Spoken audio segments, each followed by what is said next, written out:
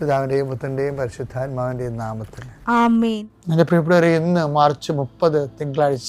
അമ്മേ പരിശുദ്ധ അമ്മേ, അമ്മേ പരിശുദ്ധമേ, ദൈവമാതാവേ, കൃപാസനത്തിലൂടെ ഞങ്ങൾക്കും ഞങ്ങളുടെ ദേശത്തിനും അമ്മ മധ്യസ്ഥം തേടി തന്ന എല്ലാ അനുഗ്രഹങ്ങൾക്കും കൃപകൾക്കും ഞങ്ങളിപ്പോൾ ഹൃദയം നിറഞ്ഞ നന്ദി പറയുന്നു.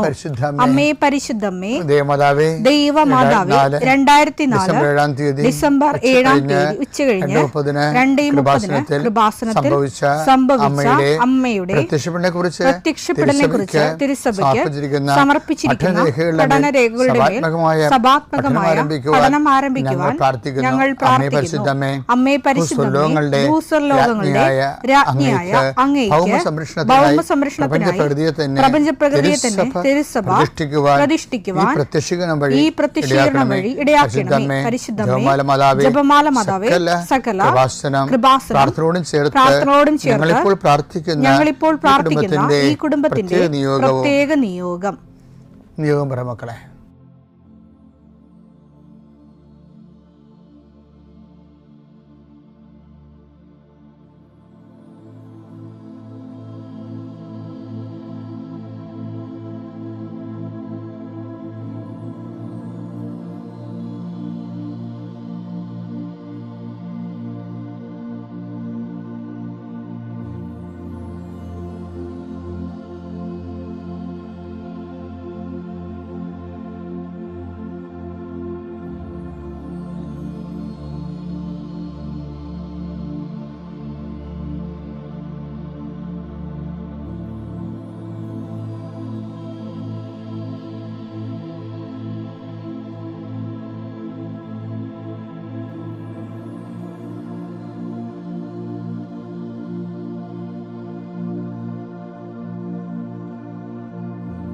അമ്മയുടെ പ്രത്യക്ഷീകരണത്തിന്റെ ഈ അനുഗ്രഹവേളയിൽ ഞങ്ങൾക്ക് സാധിച്ചു തരുവാൻ കനിയണമേ.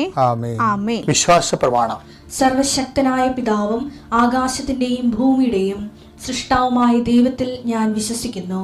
അവിടുത്തെ ഏകപുത്രനും ഞങ്ങളുടെ കർത്താവുമായ ഈശോ മിശിഹായിലും ഞാൻ വിശ്വസിക്കുന്നു. ഈ പുത്രൻ പരിശുദ്ധാത്മാവിനാൽ ഗർഭസ്ഥനായി കന്യകാമറിയത്തിൽ നിന്ന് പിറന്ന് പൊന്തിയോസ് പീലാത്തോസിന്റെ കാലത്ത് പീഡകൾ സഹിച്ച് കുരിശിൽ തറയ്ക്കപ്പെട്ട് മരിച്ച് അടക്കപ്പെട്ട് പാതാളങ്ങളിൽ ഇറങ്ങി മരിച്ചവരുടെ ഇടയിൽ നിന്ന് 3-ാം നാൾ ഉയർത്ത് സ്വർഗത്തിലേക്ക് എഴുന്നള്ളി സർവശക്തിയുള്ള പിതാവായ ദൈവത്തിന്റെ വലതുഭാഗത്തിരിക്കുന്നു. അവിടെ നിന്ന് ജീവിക്കുന്നവരെയും മരിച്ചവരെയും വിധിക്കുവാൻ വരുമെന്നും ഞാൻ വിശ്വസിക്കുന്നു. പരിശുദ്ധാത്മാവിലും ഞാൻ വിശ്വസിക്കുന്നു. വിശുദ്ധ കത്തോലിക്കാ സഭയിലും പുണ്യവാന്മാരുടെ ഐക്യത്തിലും പാപങ്ങളുടെ മോചനത്തിലും ശരീരത്തിന്റെ ഉയർപ്പിലും നിത്യമായ ജീവിതത്തിലും ഞാൻ വിശ്വസിക്കുന്നു. ആമേൻ. സുഖസ്ഥനായ ഞങ്ങളുടെ പിതാവേ, അങ്ങയുടെ നാമം പൂജിതമാകണമേ. അങ്ങയുടെ രാജ്യം വരണമേ. അങ്ങയുടെ തിരുമനസ് സ്വർഗത്തിലെ പോലെ ഭൂമിയിലും ആകണമേ. അന്നു വേണ്ടുന്ന ആഹാരം ഇന്ന് ഞങ്ങൾക്ക് തരണമേ.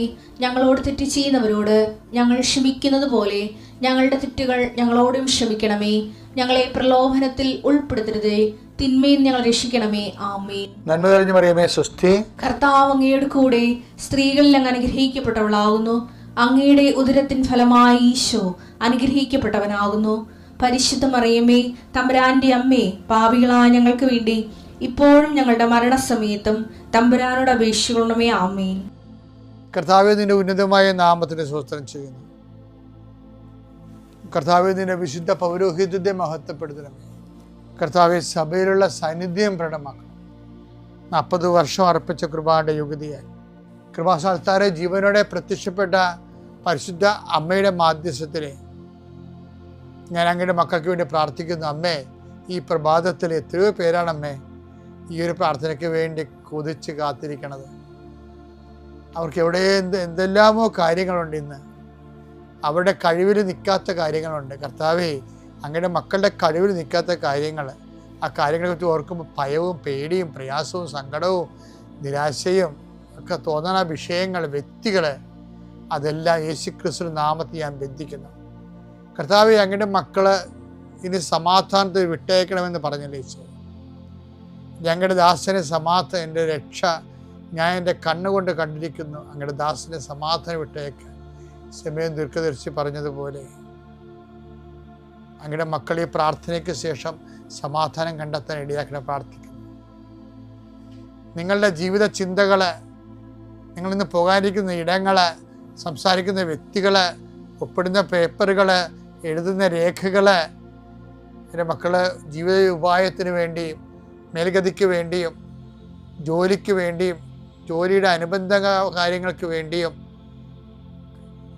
എവിടെയെല്ലാം യാത്ര ചെയ്യുന്നു, ആരോടെല്ലാം സംസാരിക്കുന്നു, ഫോൺ ചെയ്തിട്ട് എന്തെങ്കിലും ഡേറ്റോ കാര്യമോ തീരുമാനമോ വാക്കോ പ്രവൃത്തിയോ തീരുമാനമോ കിട്ടാൻ വേണ്ടി കാത്തിരിക്കുന്നു. അതെല്ലാം മക്കൾക്ക് അനുകൂലമാവുകയും അത് ഈശോയുടെ നാമത്തിൽ ഞാൻ നിങ്ങളെ അനുഗ്രഹിക്കുകയും ചെയ്യുന്നു.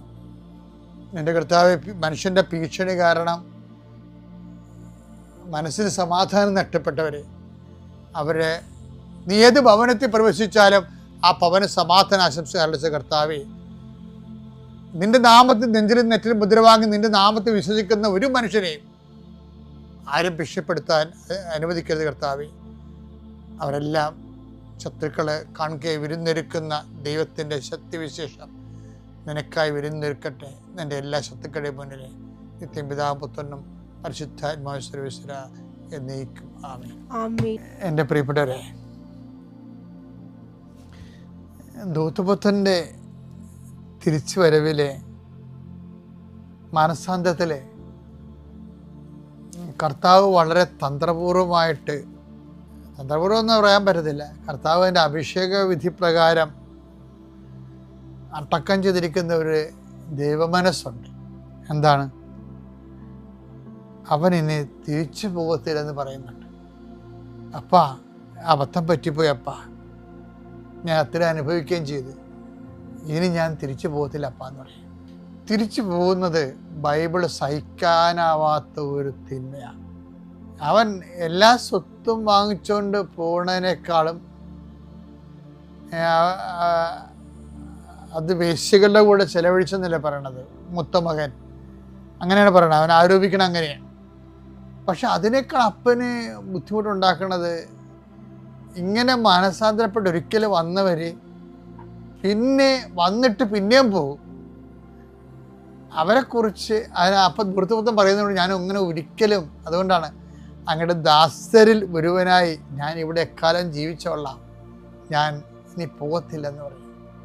കാര്യം അത് ബൈബിളിൻ്റെ ഉള്ളിലുള്ള ഒരു ഭയങ്കര രഹസ്യമായ ഒരു നിഗൂഢമായ ഒരു വെളിപാടാണ്.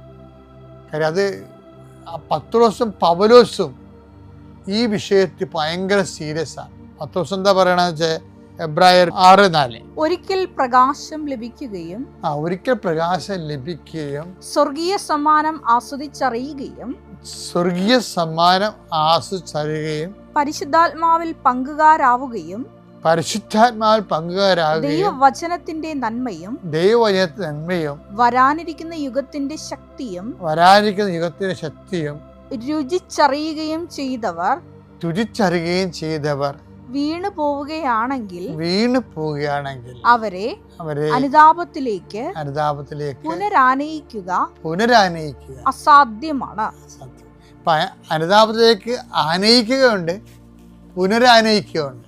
അപ്പോൾ പുനരാനയിക്കുക ബൈബിൾ അംഗീകരിക്കണില്ല. കാര്യം ഒരിക്കൽ അവൻ അനുതാപപ്പെട്ട് തിരിച്ച് പാപം ഉപേക്ഷിച്ച് വന്നാൽ പിന്നെയും പഴയ അഭ്യാസം കാണിച്ചാൽ ബൈബിൾ അതിനെ വിളിക്കണത് പന്നി, പട്ടി എന്നൊക്കെ വിളിക്കണം. അതറിയണമെന്നുണ്ടെങ്കിൽ 10 ദിവസം ലേഖനം വായിച്ചാൽ മതി. 2 10 ദിവസം 2:20 എടുത്തേ. നമ്മുടെ കർത്താവും രക്ഷകനുമായ യേശുക്രിസ്തുവിനെ കുറിച്ചുള്ള അറിവ് മൂലം അവർ ലോകത്തിന്റെ മാലിന്യങ്ങളിൽ നിന്ന് രക്ഷ പ്രാപിച്ചതിന് ശേഷം വീണ്ടും അവയിൽ കുരുങ്ങുകയും അവയാൽ തോൽപ്പിക്കപ്പെടുകയും ചെയ്യുന്നെങ്കിൽ അവരുടെ അന്ത്യസ്ഥിതി ആദ്യത്തേതിനേക്കാൾ മോശമായിരിക്കും. കാരണം തങ്ങൾക്ക് ലഭിച്ച ശുദ്ധകൽപ്പനയെ കുറിച്ച് അറിഞ്ഞിട്ട് അതിൽ നിന്ന് പിന്മാറുന്നതിനേക്കാൾ അവർക്ക് നല്ലത് നീതിയുടെ വഴിയെക്കുറിച്ച് അറിയാതിരിക്കുകയാണ്. നായി ഛർദ്ദിച്ചത് തന്നെ വീണ്ടും ഭക്ഷിക്കുന്നു. കുളിച്ച പന്നി ചെളിക്കുണ്ടിൽ ചെളിക്കുണ്ടിൽ വീണ്ടും ഉരുളുന്നു. അപ്പൊ പന്നി പട്ടി എന്നൊക്കെ വിളിക്കണം. ഒരിക്കൽ രക്ഷപ്പെട്ട് വിശുദ്ധിയിലേക്ക് വന്നിട്ട് പിന്നെ അവൻ പഴയ അഭ്യാസം കാണിച്ചാൽ അവനെ ദൈവം പന്ന്യൻ തന്നെ വിളിക്കണം. കാര്യം മറ്റവൻ പന്നികളുടെ കൂട്ടത്തിൽ തിന്നാൻ പോയതേ ഉള്ളൂ. ധൂർത്തപുത്രൻ അവൻ തിരിച്ചു വന്നിട്ട് പിന്നെ പോയാൽ പന്നികളുടെ കൂട്ടത്തിലേക്ക് പോവുകയല്ല, അവൻ വേറൊരു പന്നിയായി മാറുകയും. അതാണ് ബൈബിളിൻ്റെ ഒരു കോൺസെപ്റ്റ്. അപ്പോൾ വീണവർ അതാ നിൽക്കുന്നു എന്ന് തോന്നുന്നവൻ വീഴാതിരിക്കേണ്ടത് ഒരു സപ്പോസം പറ. അങ്ങനെയാണ് 1 കൊരിന്തോസ് 10:12. 1 കൊരിന്തോസ് 10:12.